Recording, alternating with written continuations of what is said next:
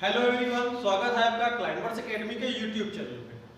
दोस्तों, आज हम बात करेंगे ट्रांसपोर्ट के एक नए पहलू के बारे में। ट्रांसपोर्ट में क्या होता है? पाइपलाइन ट्रांसपोर्टेशन, पाइपलाइन परिवहन। हम लोग परिवहन पढ़ रहे थे, संचार अब आपका अगला टॉपिक होगा। परिवहन और संचार आपका टॉपिक था।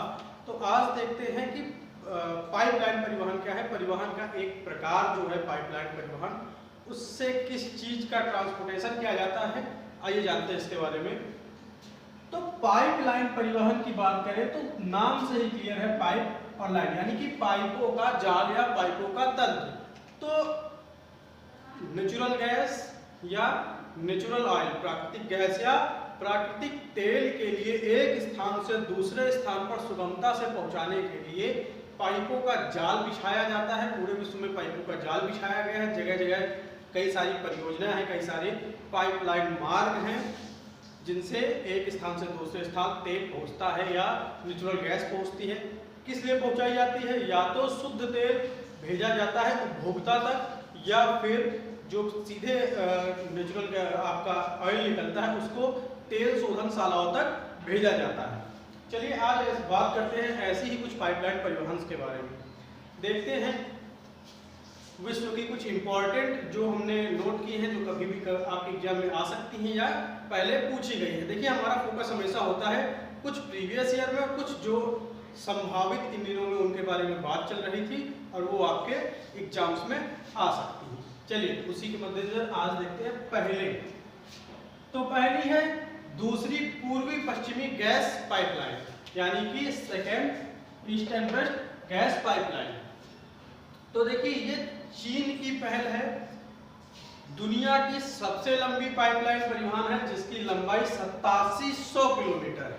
तो 8700 किलोमीटर की ये पाइपलाइन गुजरती कहां से कहां तक है, चलिए देखते हैं। तो तुर्कमेनिस्तान, यानी कि बात है यहाँ पे मध्य एशिया की, मध्य एशिया के से लेकर के चीन तक फैली हुई है पूर्वी पश्चिमी गैस पाइपलाइन। मध्य एशिया में कहां तक है? तुर्कमेनिस्तान तक। और चीन में कहां तक है? पर्ल नदी डेल्टा तक। चीन की पर्ल नदी है, वहां के डेल्टा तक फैली हुई है ये पाइपलाइन। चीन के टोटल 15 प्रांतों से होकर गुजरती है। चीन से के टोटल 15 प्रांतों से होकर गुजरती है और इसके निर्माण में लागत आई है 21.98 अरब डॉलर की, यानी कि लगभग 22 अरब डॉलर की लागत आई है। तो आपकी सबसे बड़ी, दुनिया की सबसे लंबी पाइपलाइन कौन सी हो जाएगी? द्वितीय पूर्वी पश्चिमी गैस पाइपलाइन 8700 किलोमीटर के साथ। चलिए, पहली हो गई आपकी। बढ़ते हैं दूसरी की तरफ। टैप लाइन, सीधे सीधे एक वर्ड है टैप लाइन, जिसका फुल फॉर्म क्या हो जाता है? Trans Arabian pipeline. टी से ट्रांस, ए से अरेबियन और पी लाइन यानी कि पाइपलाइन। तो दक्षिणी पश्चिमी एशिया के तेल उत्पादन, देखिए दक्षिणी पश्चिमी एशिया जो है वहां पे तेल उत्पादन की मात्रा भी ज्यादा है, क्योंकि वहां पे जो भी आपके गल्फ कंट्रीज है जैसे ईरान हो गया,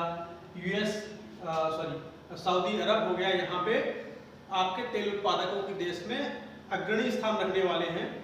तो जो भूमध्य दक्षिणी पश्चिमी एशिया के देश हैं, जैसे आपका लेबनान हो गया, जॉर्डन हो गया, ईरान हो गया, सऊदी अरब हो गया, सीरिया हो गया, यहाँ से भूमध्य सागर तक पाइपलाइन बिछी हुई है। भूमध्य सागर में कहाँ तक, या फिर इसका जो अंतिम छोर देखते हैं वो सिडान सिटी के आसपास तक बिछी हुई है, जो कि तेल शोधनशालाओं और बंदरगाहों तक नेचुरल गैस और नेचुरल ऑयल का ट्रांसपोर्ट करती हैं। 1600 किलोमीटर की है।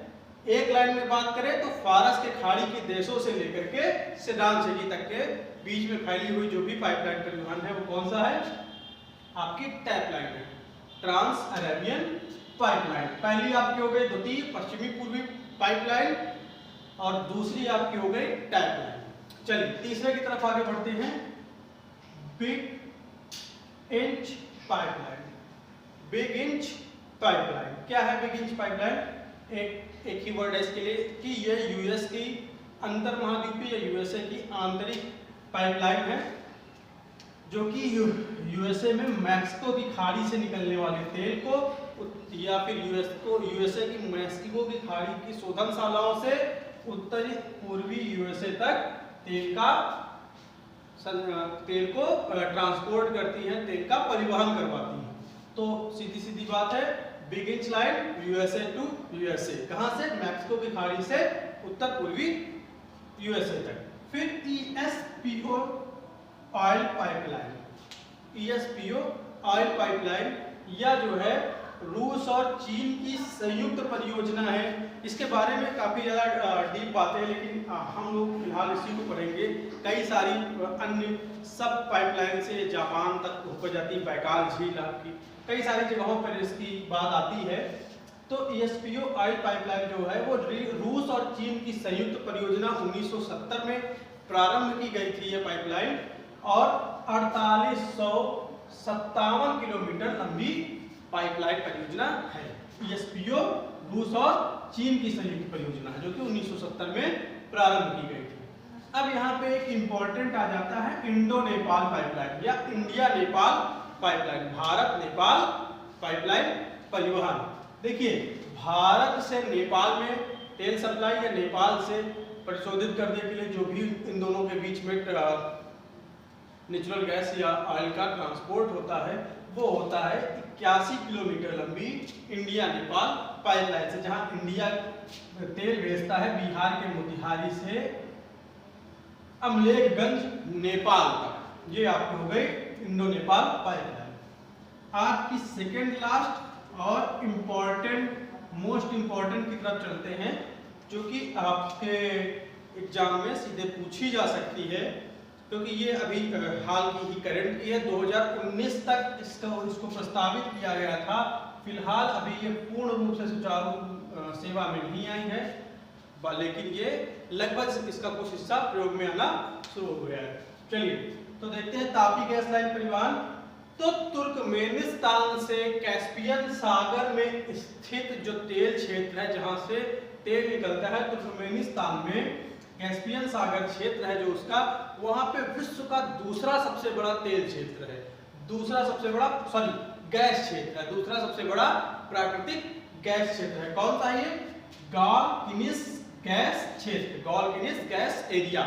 तो ये पूरे विश्व का दूसरा सबसे बड़ा गैस क्षेत्र है। यहां से अफगानिस्तान से होते हुए, पाकिस्तान से होते हुए भारत में पंजाब के फाजिल्का तक आता है।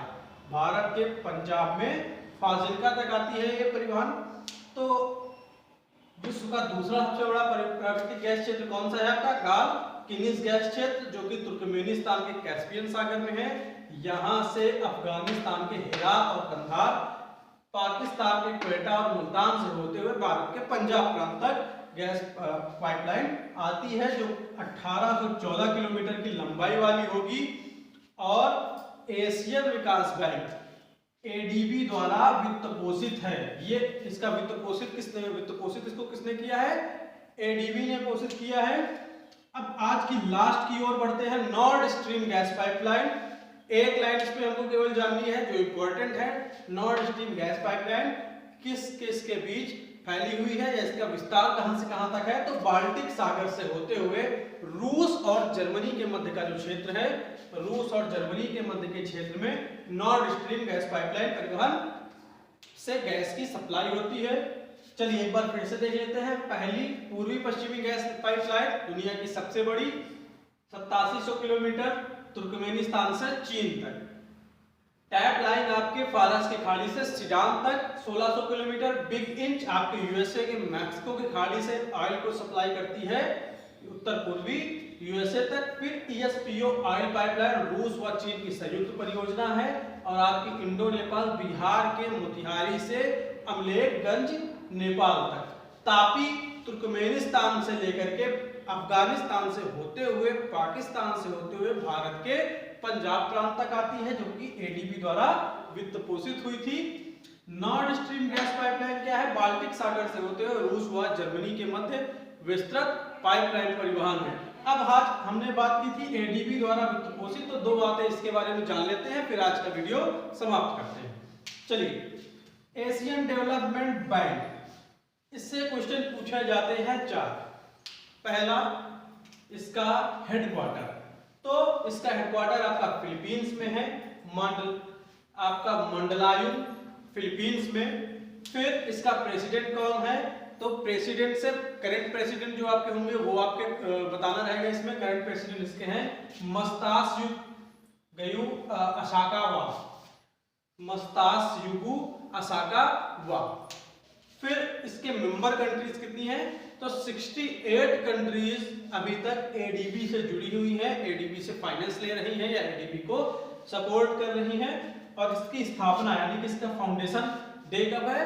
तो 19 दिसंबर 1966 को एशियन विकास बैंक की स्थापना हुई थी, एशियन डेवलपमेंट बैंक की स्थापना हुई थी। और 19 दिसंबर को एशियन डेवलपमेंट बैंक डे भी मनाया जाता है। दोस्तों ये था आज का वीडियो। परिवहन आपका समाप्त हो चुका है। नेक्स्ट टॉपिक जो आपका होगा परिवहन से जुड़ा हुआ ही संचार होगा। और फिर आपका इसके बीच में हम आपको कुछ इंपॉर्टेंट जो आज के समसामयिक मुद्दे चल रहे हैं उनको लेकर भी आगे बढ़ेंगे। तो आप करंट से भी जुड़े रहें। आपके जीएस का वो पोर्शन जो शायद आपको क्लास में पहले न दिया गया हो वो देने का प्रयास हो रहा है, इसलिए इन सबको जानने के लिए जुड़े रहें क्लाइंबर्स एकेडमी से।